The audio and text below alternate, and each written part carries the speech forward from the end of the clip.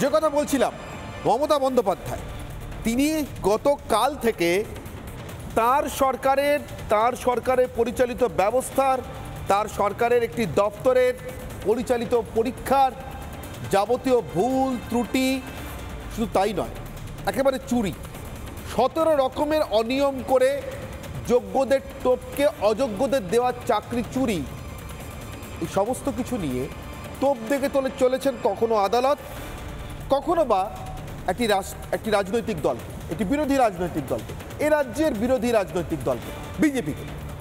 প্রশ্ন একটাই, চুরি করেছে তার সরকারের পরিচালিত দপ্তর, সেই দপ্তরের নিয়োগ করা সংস্থা, সেই দপ্তর এবং সংস্থার মধ্যে অবৈধ লেনদেন, এমনকি যে লেনদেনের জন্য তার একসময়ের গোটা শিক্ষা দপ্তরটাই আর ওই পরিচালক সংস্থাটাই গোটাটাই এখন জেলে রয়েছে। তারপরে বেছে বেছে বিজেপিকে মমতা বন্দ্যোপাধ্যায়ের এই তো কারণটা, তিনি কি জানেন না যে গোটা রাজ্যের মানুষ জানে যে চাকরিটা কারা চুরি করেছে?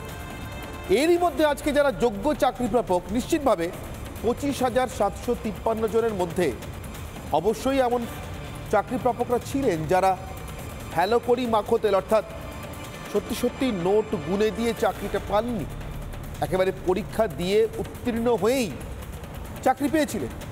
কিন্তু তারা যে যোগ্য এটা প্রমাণ করবে কিভাবে, এটা প্রমাণ হবে কিভাবে? তার কারণ কে যোগ্য আর কে অযোগ্য সেই প্রমাণটা গুলিয়ে দেওয়ার জন্য ইচ্ছাকৃতভাবে মমতা বন্দ্যোপাধ্যায়ের সরকার পরীক্ষার খাতাগুলো সম্ভবত পুড়িয়েই নষ্ট করে দিয়েছে।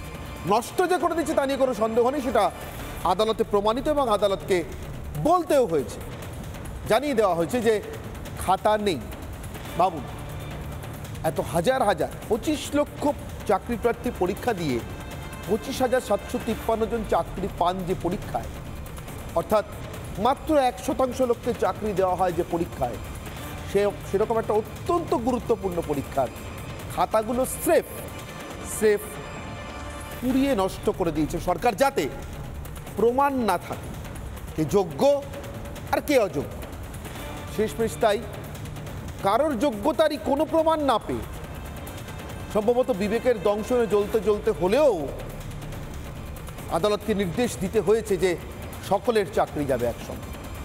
তাই গেছে, যদিও এই নির্দেশের মধ্যেই যারা যোগ্য তাদের চাকরি ফিরে পাওয়ার সমস্ত রকমের সাংবিধানিক ব্যবস্থা আদালত করে রেখেছে, তবুও সাময়িক অনিশ্চয়তায় যে যোগ্য চাকরি প্রাপকরা আজকে রাস্তায় নেমেছেন, তাদের নিশানাতেও কিন্তু মমতা বন্দ্যোপাধ্যায়, তার সরকারের পরিচালিত পরীক্ষা এবং নির্দিষ্ট করে যে সংস্থা পরীক্ষা দিয়েছিল সেই এসএসসি।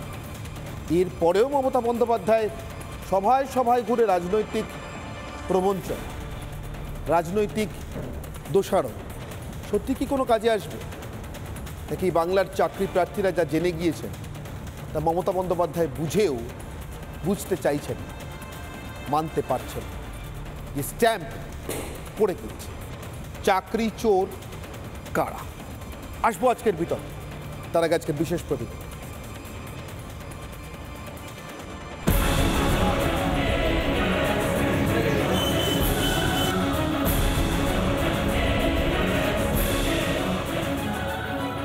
এখানেই যারা যোগ্য চাকরি প্রার্থী, অথচ গতকাল হাইকোর্টের অর্ডারে তাদের চাকরি চলে গিয়েছে। প্রায় 26,000 চাকরি বাতিল করেছে আদালত। এই পরিস্থিতি তৈরি হলো, তার দায়টা কার? কোনো রকম দোষ করেননি, তাদের কেন এই সমস্যায় পড়তে হচ্ছে এবং সেই সমাধান সূত্র কোথা দিয়ে বেরোবে? আর আমরা বাংলায় যখন চাকরি দিই, আপনারা কোর্টকে দিয়ে চাকরিগুলো খেয়ে নেন। তার কারণ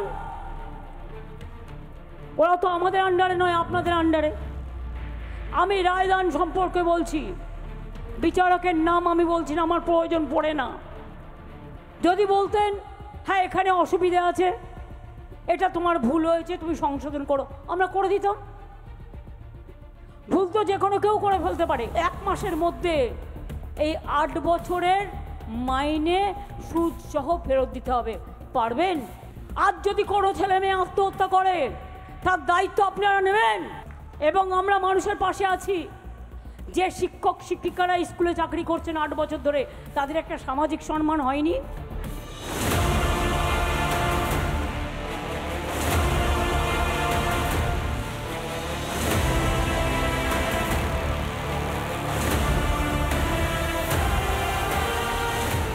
রাগটা মমতা বন্দ্যোপাধ্যায়ের বিরুদ্ধে, মমতার বিরুদ্ধেই।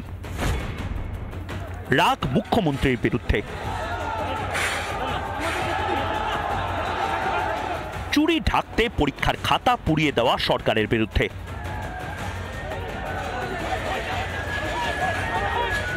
স্কুল সার্ভিস কমিশনের বিরুদ্ধে।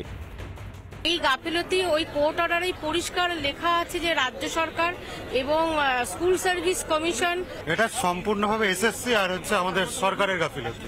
এসএসসি কোনো সহযোগিতা ঠিক মতন করেনি বলে আমরা আজকে সাফা। সহযোগিতা হলো না সরকার এবং এসএসসি? না কোনো রকম ভাবে সহযোগিতা আমরা পাইনি।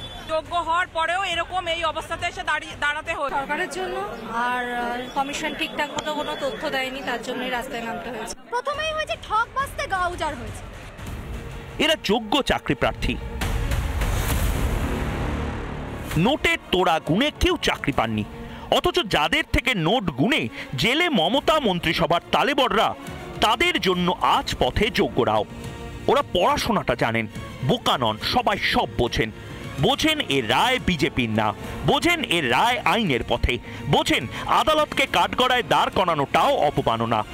কিন্তু মমতা বন্দ্যোপাধ্যায় কি বোঝেন সাদা খাতার শিক্ষকদের সঙ্গে যোগ্যদের এক দাঁড়িপাল্লায় রাখা যায় না? বুঝলে সুপ্রিম কোর্ট ছুটতেন না, বুঝতেন মেধা আর গাধা একসঙ্গে শিক্ষকতা করতে পারে না। তবে সব পরিস্থিতিতেই বিপদে যোগ্যরাই। চুরি ঢাকতে খাতাগুলোই যে পুড়িয়ে দেওয়া হয়েছে। এই অবস্থায় চাকরি বাতিলের রায় বহাল থাকলে মেধা নিয়েও গাধা হওয়ার বদনাম নিতে হবে যোগ্য শিক্ষকদের। রাজ্যের শিক্ষা ব্যবস্থাকে লাটে তোলার জন্য মমতা তৃণমূলকে ধ্বংসশ্রী দেবেন রাজ্যের মানুষ? রিপাবলিক বাংলা।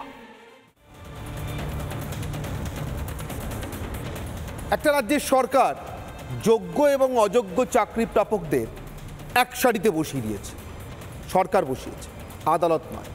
সরকার বসিয়েছে বলে আদালত বাধ্য হয়েছে এমন একটা রায় দিতে যাতে সম্ভবত কিছু যোগ্য চাকরি প্রাপকও বাদ পড়ে গিয়েছে। খাতা পড়ানো এই সরকার আর তার নেত্রী মমতা বন্দ্যোপাধ্যায়ের জন্য আমার আজকের প্রশ্ন, আমার আজকের অগ্নিবাণ।